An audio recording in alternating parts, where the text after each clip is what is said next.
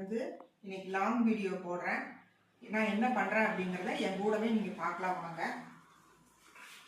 பாருங்க, 1.5 டம்ளர் அரிசி, இதில் 1.5 டம்ளர் அரிசி சாப்பாட்டுக்கு ஊற போட்டிருக்கிறேன்.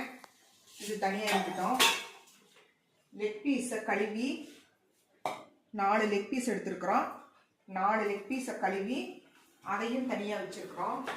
அதுக்கடுத்தாப்படி 1/2 கிலோ மட்டன், 1/2 கிலோ மட்டனை நல்லா கழுவி மஞ்சள் உப்பும் போட்டு கழுவி தேங்காய் எண்ணெய் ஸ்ப்ரே பண்ணி இதையும் வச்சுருக்குறோம். இப்போ நம்ம அதுக்குள்ள இஞ்சி பூண்டு அரைச்சிடலாம்.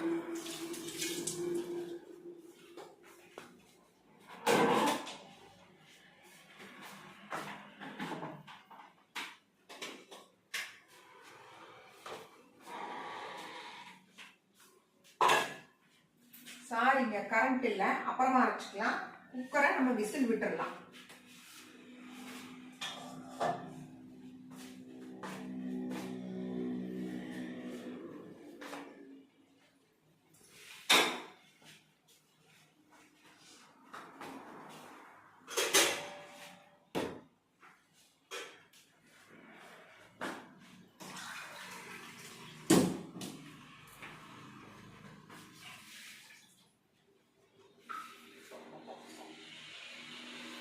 லைட்டாக உப்பு போட்டுக்கலாம். இந்த சின்ன டம்ளரில் 1 டம்ளர் தண்ணி ஊற்றிக்கலாம். கொஞ்சம் மஞ்சத்தூள் போட்டுக்கலாம். கொஞ்சம் கல்லுப்பு போட்டுக்கலாம். போட்டு இதையும் ஒரு விசில் விட்டுடலாம்.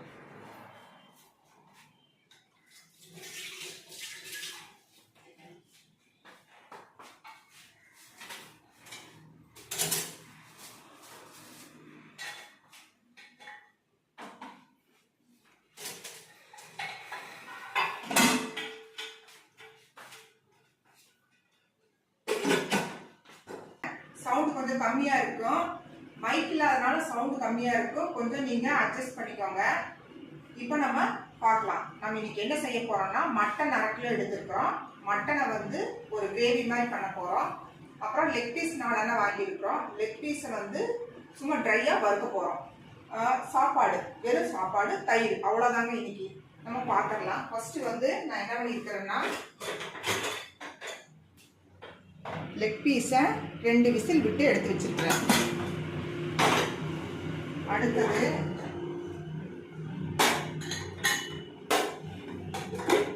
மட்டனை ஒரு 4-5 விசில் விட்டு எடுத்து வச்சிருக்கிறேன்.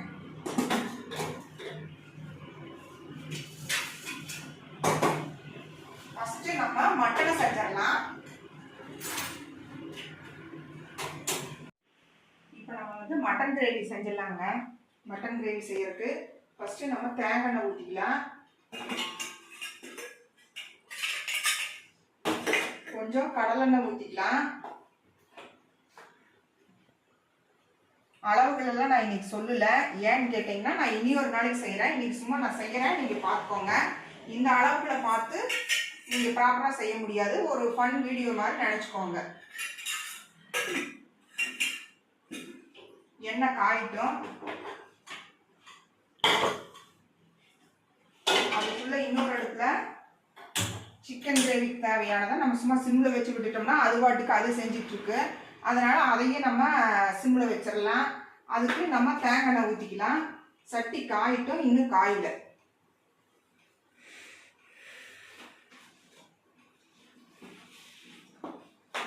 இப்போ வந்து கடுகு போட்டுக்கலாம்.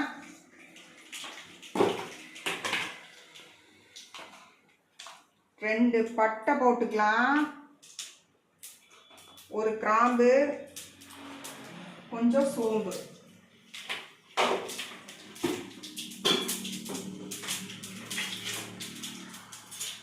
பொரிஞ்சுக்கிட்டோம். கொஞ்சம் சிம்ல வைக்கலாம், இல்லைன்னா கருகிடும். நல்லாவே பொரிஞ்சிருச்சுங்க. வெங்காயத்தை போடலாம். நீ அடுப்பை ஸ்பீடு பண்ணி வணக்க ஆரம்பிச்சிடலாம். குயிக்காக ரெடி ஆகிட்டோம். கொஞ்சமாக கல்லுப்பு போட்டுடலாம். அப்போ தான் சீக்கிரம் வணங்கும்.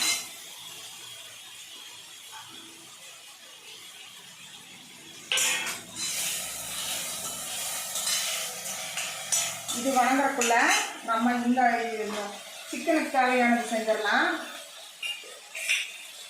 சிக்கனுக்கு தேங்காய் எண்ணெய் ஊற்றிடலாம்.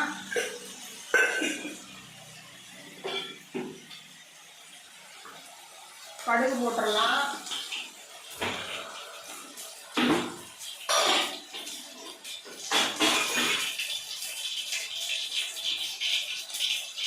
இதுக்கு பொடிகளாக போடுறதுனால நான் வந்து பட்டை சோம்பெல்லாம் எதுவும் போடலைங்க. வெங்காயம் கருவேப்பிலை, சின்ன வெங்காயம் பாதி பெரிய வெங்காயம் பாதி போடுறேன். மட்டன் கிரேவிலையும் சின்ன வெங்காயம் பாதி பெரிய வெங்காயம் பாதி தானுங்க போட்டுருக்கேன். இதுக்கும் கொஞ்சம் உப்பு போட்டுடலாம்.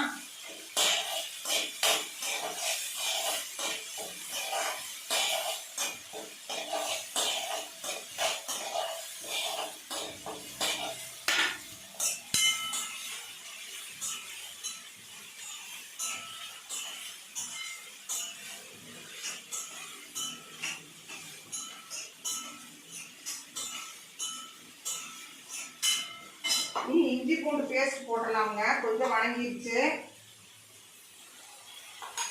மட்டன் வேக வைக்கையில இஞ்சி பூண்டு அரைக்கிறதுக்கு கரண்ட் இல்லைங்க. அதனால வந்து இஞ்சி பூண்டு போட்டு குக்கரில் விசில் விட முடியல. அதனால கொஞ்சம் நான் இதில் ஜாஸ்தியாகவே போட்டுக்கிறேன்.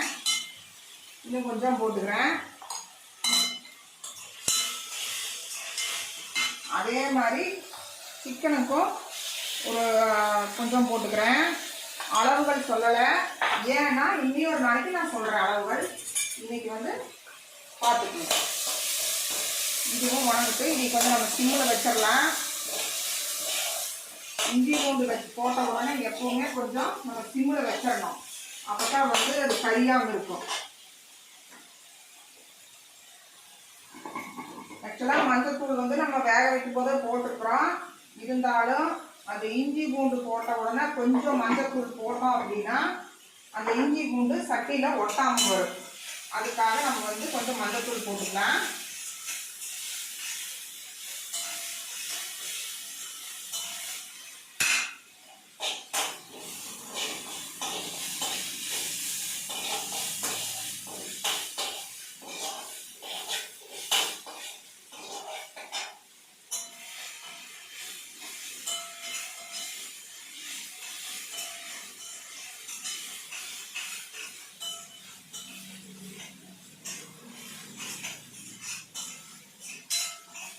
அந்த இஞ்சி பூண்டோட பச்சை வாசனை போகிற வரைக்கும் நம்ம வந்து வதக்கணும். இஞ்சி பூண்டோட பச்சை வாசனை போகல அப்படின்னா உங்களுக்கு வந்து வெங்காரம் அடிக்கும். அதுக்காகத்தான் இஞ்சி பூண்டை வந்து போட்ட உடனே நம்ம நல்லா வதக்கணும். முடிஞ்ச வரைக்கும் சிம்மில் வச்சு வணக்கலாம், ஸ்பீடில் வச்சு வணக்கலாம். ஆனால் பத்திரமா பார்த்துக்கணும். இதில் பாருங்கள், இது சிம்பிளாக தான் செய்கிறேன். அதனால் கொஞ்சமாக தான் வெங்காயம் போட்டிருக்கேன். நீங்கள் அடுத்து இதில் தக்காளி போட்டுடலாம். சிக்கன் கிரேவிக்கு சிக்கனுக்கு தக்காளி போட்டுடலாம். தக்காளி போட்ட உடனே தக்காளி சீக்கிரம் வதங்கணும் அப்படின்னா இதுக்கு ஒரு மூடி போட்டு கொஞ்சம் எண்ணெய் பத்தலைங்க, அதுவும் ஊற்றிக்கலாம்.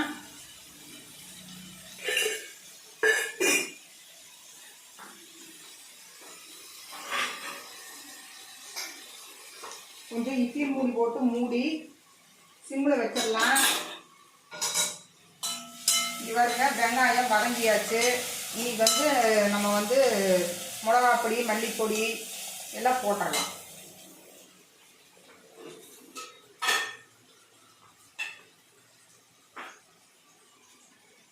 மல்லிப்பொடி 1.5 ஸ்பூன் போட்டுக்கிறேன்.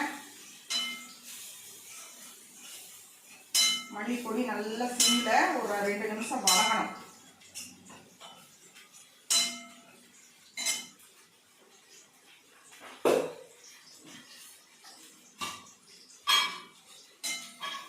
என்னடா இவங்க தக்காளி வெங்காயம் ரெண்டையும் வணக்கிட்டு அதுக்கப்புறம் மல்லிப்பொடி மிளகாப்பொடி போடாமல் முதலையே போடுறாங்களேன்னு பார்க்காதீங்க. நான் முதல்ல போட்ட ஒரு வீடியோவிலேயே சொல்லியிருக்கிறேன். எப்போவுமே தக்காளி போட்டதுக்கப்புறம் நம்ம வந்து மிளகாப்பொடி மல்லிப்பொடி போடக்கூடாது. நாங்கள் போட மாட்டோம். நாங்கள் எப்போவுமே வெங்காயம் வதங்கினதையுமே மல்லிப்பொடி மிளகாப்பொடி போட்டுருவோம். மிளகாப்பொடி ஒரு ஸ்பூன் போட்டுக்கிறேனுங்க. போதும், காரம் கொஞ்சம் கம்மியாகவே இருக்கட்டும். அதுக்குள்ளே இது எந்த லெவல் இருக்குது சிக்கன் கிரேவி அப்படிங்கிறத நம்ம பார்த்துடலாம். நல்லாவே வதங்கணும்.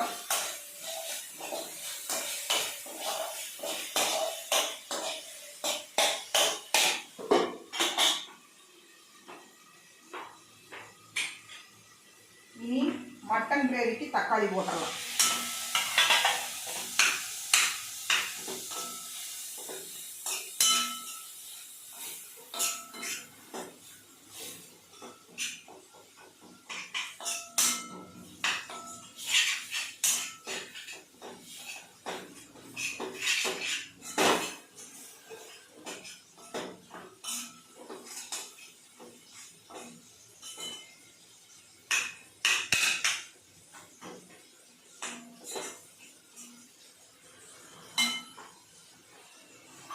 கொஞ்சம் தண்ணி ஊற்றிக்கலாம்.